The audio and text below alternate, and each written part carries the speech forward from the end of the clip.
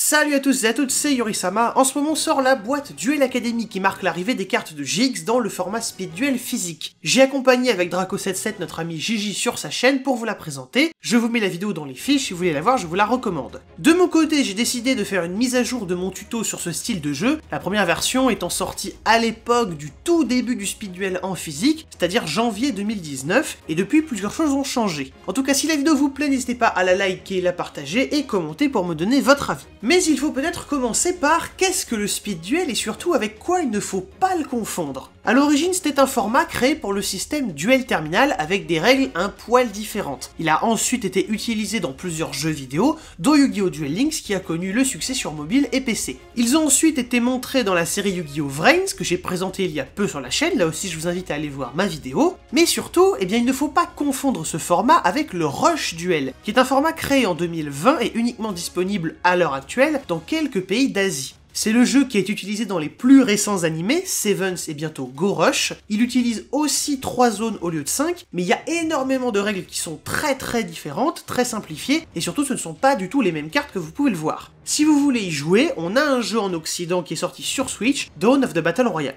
Du coup, après cette introduction, quelles sont les règles du format Speed Duel? Le jeu qu'on pourrait dire classique, c'est ce qu'on appelle le format Master Duel, comme le jeu qui vient juste de sortir. C'est pour ça qu'on appelle ces règles les Master Rules. Le format Speed Duel, il part exactement de ces mêmes règles, et il change seulement une poignée de choses, c'est une variation par rapport au jeu classique. Donc s'il y a une règle que je n'évoque pas dans cette vidéo, c'est parce que c'est la même qu'en Master Duel. Le format Speed Duel change donc tout d'abord son terrain de jeu. Il y a 3 zones monstres et 3 zones magie et pièges au lieu de 5. Chaque joueur conserve cependant sa propre zone terrain. Il y a ceci dit pas du tout de zone monstre extra pour le moment, puisque dans l'extra deck, à ce jour on n'a que des monstres fusion. Ensuite change la main de départ, qui n'est composée que de 4 cartes au lieu de 5. On conserve ceci dit toujours la limite de 6 cartes maximum durant notre fin de tour, et le joueur qui prend le tout premier tour, c'est comme en Master Duel, c'est-à-dire qu'il ne pioche pas durant sa première draw phase. Le déroulé du tour se voit lui aussi complètement chamboulé puisqu'il n'y a plus de main phase 2. Donc il y a juste une main phase 1, une main phase tout court en fait. Et donc pour aller en end phase, on y va soit depuis la main phase, soit depuis directement la battle phase. Donc pensez bien à poser vos pièges avant d'entrer en battle phase parce que vous ne pourrez plus le faire après.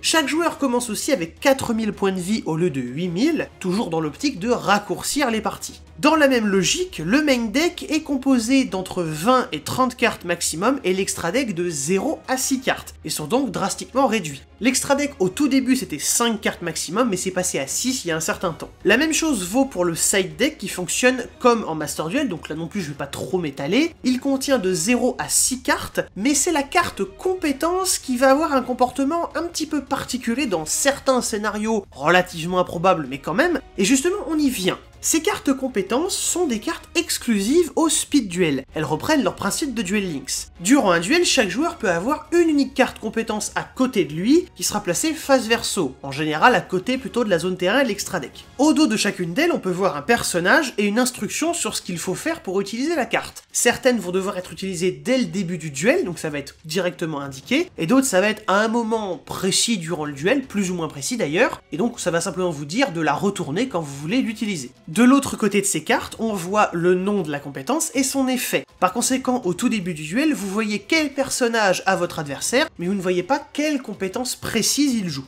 Comme je vous l'ai dit, on en a une seule par duel, mais donc grâce au side deck, il est possible de changer de compétence d'une manche à l'autre durant un match. Et c'est là qu'intervient la subtilité, car si vous avez une ou plusieurs cartes compétences dans votre side sur votre decklist de base, elles vont compter dans la limite de 6 cartes. Donc par exemple, si vous avez 2 compétences en side, vous pouvez mettre maximum 4 autres cartes à côté. Mais il est possible de jouer une partie de Speed Duel sans avoir de cartes compétences, c'est optionnel. Et donc on peut soit commencer la première partie sans compétences, et après prendre une compétence de notre side deck et la mettre dans notre slot, mais sans du coup avoir quoi que ce soit à échanger. Donc par la suite, le side ne sera plus composé que de 5 cartes. Ou on peut, à l'inverse, simplement retirer la compétence que l'on jouait sans en mettre une autre à la place, et du coup, notre side deck, il aura une carte en plus, on n'en aura pas pris une autre, donc il sera 7 cartes. C'est sûr que c'est un peu bizarre dit comme ça, et bon, on va dire de manière réaliste, vous allez pas vraiment jouer sans compétence, ça n'a pas vraiment d'intérêt, mais sait-on jamais, Konami l'a précisé, donc je vous le précise aussi. Bref, tout ça c'est bien joli, mais on va quand même passer au cœur du sujet, c'est-à-dire la façon dont les compétences fonctionnent.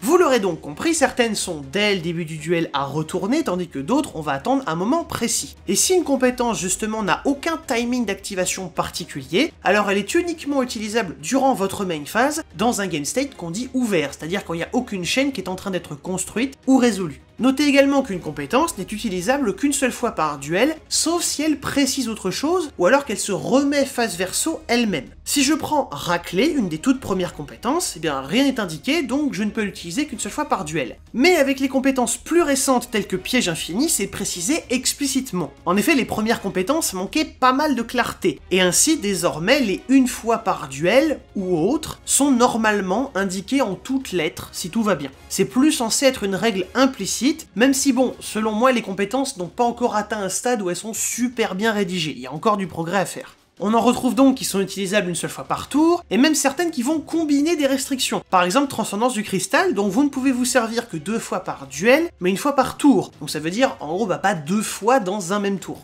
Elle impose une restriction sur vous dès qu'elle passe face recto, et comme elle ne se repose pas, en tout cas moi j'en déduis qu'elle est censée rester face recto pour tout le duel. Mais quand on regarde des compétences comme Serviteur du Roi Déchu, y a rien du tout de précisé, et il y a rien de très implicite non plus. Du coup les joueurs ont dû faire jusqu'ici un peu ce qu'ils pouvaient, ce qu'ils pensaient, selon ce qu'ils en comprenaient, et c'est pas le manque de communication de Konami à ce sujet-là qui a aidé. Bon, enfin j'imagine qu'on doit en déduire que ça fonctionne comme Transcendance du Cristal, c'est-à-dire qu'on va la flip une fois face recto, et après elle va rester face recto tout le long du duel et on pourra s'en servir sur celle-ci une fois par tour à chaque fois. Dans l'absolu, demandez toujours à votre juge comment lui il compte appliquer ça pour le tournoi. Et des compétences encore plus particulières, je peux vous en sortir. On en a avec plusieurs capacités, comme Ascension de l'Ange Machine, ou d'autres qui ne peuvent être activées qu'à des intervalles de LP précis, comme Pioche de la Destinée, où c'est tous les 2000, c'est-à-dire que vous pouvez l'utiliser si vous avez perdu 2000 points de vie depuis le début du duel, et ensuite vous allez pouvoir la réutiliser dans ce même duel, mais il faudra avoir reperdu 2000 points de vie entre temps. Ça se cumule, hein, bien sûr, ça parle pas de perdre 2000 d'un coup, mais genre par exemple 800, puis 800, puis 800, hop, ça fait 2004, c'est bon, vous avez perdu au moins 2000, vous pouvez la réutiliser. Il existe même des compétences qui, dès le début du duel, vont devenir des cartes à l'intérieur même du jeu. Terre des Ojama se place immédiatement en tant que magie de terrain face recto. Les compétences de ce style seront alors traitées comme le type de carte indiquée jusqu'à la fin du duel et se comporteront entièrement comme telles. Enfin, presque entièrement parce qu'il y a une seule exception, on ne peut pas avoir une carte compétence dans son main deck, elle peut pas se retrouver là-dedans. Du coup, on peut pas la mélanger dedans avec des effets. Par contre, partout ailleurs, c'est comme d'habitude, y compris dans la main. Mais bon, à part ces quelques cas particuliers, une compétence, ça reste une carte spéciale et en dehors du jeu. Et la chose la plus importante, c'est que, à cet endroit-là, ces capacités ne sont pas traitées comme des effets de carte. Si Souffle Sonic du Cauchemar Nocturne détruit une carte, eh bien la carte n'est pas considérée comme ayant été détruite par un effet. Et dans le prolongement de cette idée, il y a le fait qu'on ne peut pas chaîner quoi que ce soit à l'utilisation d'une compétence. On l'utilise, on l'applique, et c'est tout. En revanche, après, en réponse à ce qui vient d'être fait, on peut créer une chaîne avec des effets déclencheurs ou des effets de Spell Speed 2 ou 3. C'est comme une action classique qui ne démarre pas de chaîne, comme une invocation normale, un changement de position de combat, une déclaration d'attaque, une pause, etc. Et la question qui se pose avec certaines compétences, c'est comment ça se passe si elle vient à s'appliquer pendant la résolution d'un effet, ou qu'elle est déclenchée par ce qui se passe pendant une résolution, en plein milieu. À quel moment on l'applique? Eh bien, soit c'est fait pour se faire littéralement dedans, à l'intérieur, comme avec C'est mon jour de chance, qu'on va utiliser juste avant de lancer les pièces en question, mais si elle est simplement déclenchée par une action qui se passe en plein milieu d'une résolution, alors on va attendre la résolution complète du chain link en question, et ensuite on va appliquer la compétence. Pour prendre un exemple, si Déferlante et Vaguelette détruit Kairyushin, alors on résout d'abord la carte, on invoque donc les monstres, et ensuite on utilise Terreur des Profondeurs pour piocher 2 et la retourner face verso. Ce sera considéré comme réalisé en même temps que la résolution de Déferlante et Vaguelette pour éviter tout problème de timing. Là-dessus, vous posez pas trop de questions, ça a été plutôt bien pensé. Et donc l'autre cas de figure qu'on peut trouver, c'est une compétence qui s'utilise non pas par rapport à quelque chose qui a été fait pendant la résolution d'un effet, mais justement par rapport à une action qui se fait pas par un effet de carte. Typiquement, exemple très concret, recevoir des dommages de combat. Et bien dans ce cas précis, on va appliquer la compétence et ensuite on va pouvoir activer des effets qui s'activent justement par rapport à cette action-là. Donc si on a Chevalier de Légende et Charge Tournoyante, qui sont toutes les deux actives, eh bien vous infligez les dommages perçants, on applique à ce moment-là la compétence, et ensuite vous activez l'effet déclencheur de Charge Tournoyante. C'est dans cet ordre-là et pas un autre. Enfin, après cette longue partie nécessaire sur les cartes compétences, terminons vite fait en parlant des cartes qui sont jouables ou non dans ce format. Les cartes éditées dans les éditions, les produits Speed Duel sont toutes jouables dans le format Master Duel TCG classique, donc on peut toutes les utiliser dans des duels normaux, à l'exception, bien évidemment, des cartes compétences. Mais dans un tournoi Speed Duel, vous ne pouvez jouer que des cartes qui sont estampillées Speed Duel. Ça oblige bien sûr à tout racheter, ce qui est un peu chiant, vous ne pouvez pas utiliser vos vieilles cartes même si elles sont déjà sorties en Speed Duel, mais en échange, on va dire que ça évite de devoir vérifier constamment une liste de plusieurs centaines de cartes pour savoir ce qui est légal ou non. Vous et vos adversaires, vous devez tous jouer des cartes Speed Duel, et donc vous savez en permanence que votre adversaire joue des cartes qui sont bien légales dans ce format. À l'heure actuelle, il n'y a aucune banlist pour le Speed Duel, seules quelques cartes compétences qui ont été errata et qui seront d'ailleurs rééditées dans le pack de tournoi numéro 3. Vous pouvez toujours utiliser leurs anciennes éditions, mais comme d'habitude, il faudra appliquer le texte le plus récent. Et c'était donc la dernière information que j'avais à vous donner sur le Speed Duel. Si ce nouveau tuto vous a plu, n'hésitez pas à le liker et le partager. Commentez la vidéo pour me dire ce que vous en pensez de tout ça. Allez voir notre vidéo avec Gigi et Draco sur la boîte GX. Et quant à moi, je vous donne rendez-vous pour de futures vidéos. Salut les gens!